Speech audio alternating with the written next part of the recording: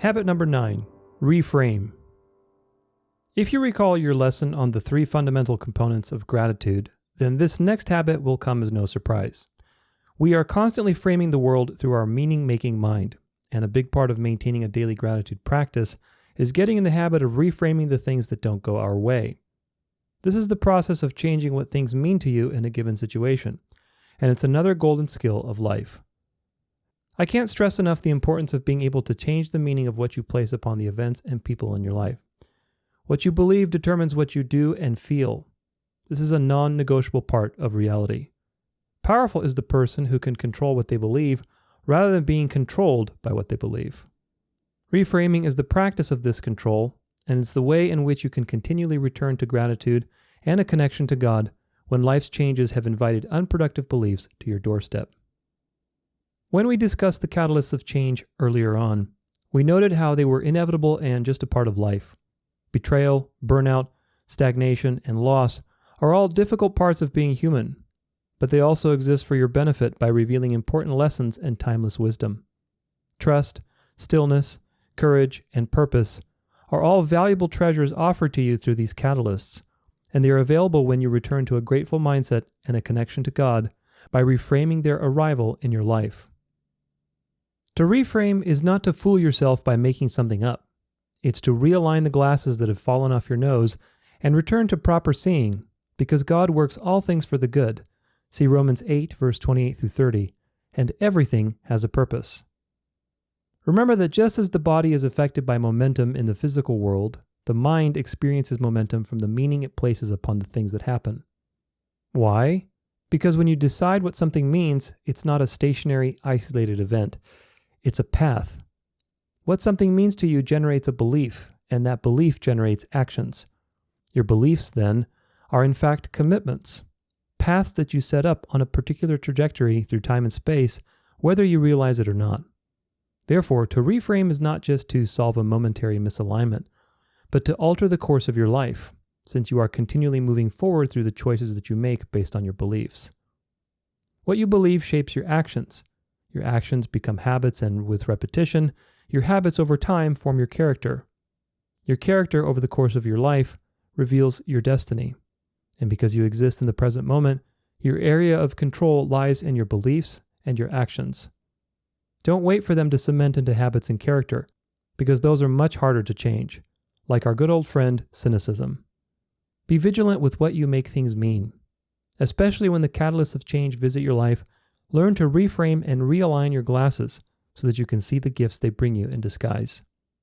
And through it all, remember that God has appointed all things and is sovereign over all that happens, both the good and the bad. The great mystery of life is that we act and do and strive and improve, yet God is working and accomplishing the outcome perfectly. This profound truth, I believe, is best expressed by Paul in his letter to the Philippians.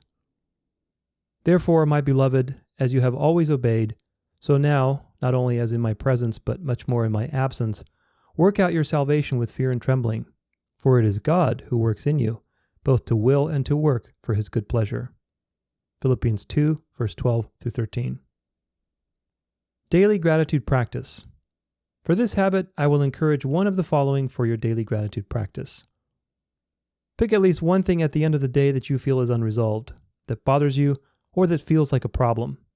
Write it down, and then write at least 3 other possible interpretations of what it means. Doing this exercise regularly will help you practice letting go of attachment and seeing that there are multiple ways to perceive a given situation. Pick at least one thing at the end of the day to reframe and voice record it for yourself. Listen to it in the morning before you start your day and you're in a quiet state, or listen to it at night when you're wrapping your day up. If the feeling persists, do it again the next night, but reframe it in a different way. Repeat this process until the emotional charge of the problem has dissolved, at which point you will pick another situation to work on. With a coach, mentor, or somebody you trust to hold you to higher standards of accountability, talk the situation out and have them work with you to see one or more other possible perspectives. Commit to new actions, practice what you learn about forgiveness, and return to a grateful mindset by clearing the old and bringing in the new. Chopping tips. A few tips for reframing. For exercise number 1, engaging your mind creatively here is the key. Try to come up with several possible ways of reframing the situation. Think of it like gymnastics or stretching for your mind. Just as you would shake your body loose, do some jumping jacks, and move around to get warmed up, these linguistic movements allow your meaning-making mind to avoid being rigid and stubbornly attached to the original meaning that you've made about the situation. This doesn't mean lie to yourself, but rather flex your ability to entertain the notion that there could be a different meaning to the situation. Notice the power of transforming a simple word like have into get in the phrase, I can't believe I have to do this, versus I can't believe I get to do this, and what that means about the power of language. Learn to live a get to experience rather than a have to experience. Detach also from using your emotions as a barometer for truth. What you feel is real, but it is not always reality. Our perception of a given thing is the end result of several stages of filtering what happens. Even physically speaking, our perception of the world is very limited to a small fraction of the electromagnetic spectrum. Then we take that small fraction and run it through the mind with its expectations and trauma and history and biases and belief systems. And what do you get? What you get is that perception is often not reality. That is why having an objective frame of reference, like the Bible, is so valuable. Knowing this fundamental problem with perception, what can we say about our interpretations in general? The answer is to take everything with a grain of salt. An even better answer is the way John puts it in his first letter. Test every spirit. That's 1 John 4, verse 1. Listening to yourself in audio form is a powerful method of self-observation that works in a different way than simply listening in on your thoughts and feelings through self-reflection or even reading what you wrote. When we articulate something out into the world through speech, it becomes more real. Sometimes the simple act of hearing your own voice expressing something you were once worried about or believed can allow for a transformation of perspective to occur. When you reframe and record yourself to document it, make sure that you are intentional about it. Listen to it the next morning or evening and evaluate yourself as if you were a stranger evaluating the honesty of a person in what they are saying. Do this regularly and you will practice detachment, which will be a priceless tool in your arsenal against life's difficult changes.